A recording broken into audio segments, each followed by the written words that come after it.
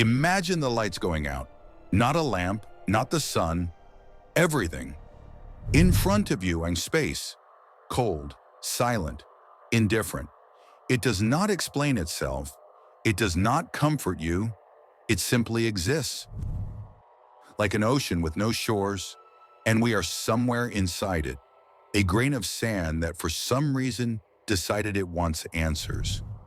Somewhere in this darkness, black holes exist. Not monsters, not gateways to hell. Something far more unsettling. They are places where the universe folds in on itself.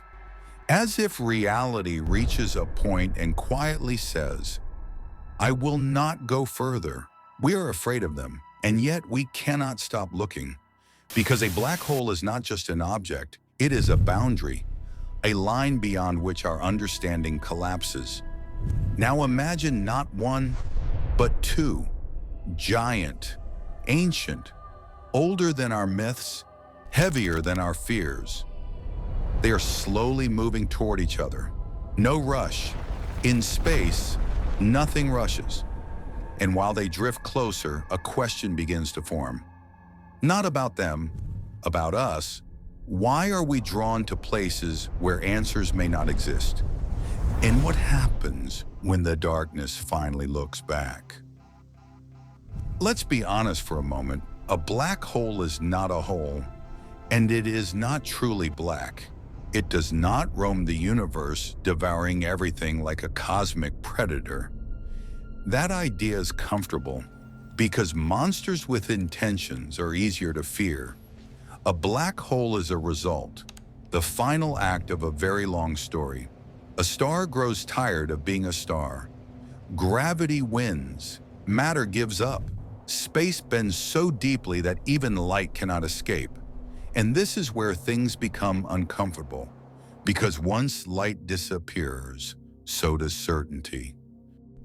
A black hole is not evil. It has no will. It follows the same rules that once allowed you to exist. What frightens us is not what it does, but what we can no longer see. What happens beyond the event horizon? Where does everything go? If one black hole already breaks our understanding of reality, what happens when two of them meet? And what part of our worldview breaks first? They do not collide right away. There is no sudden crash, no explosion.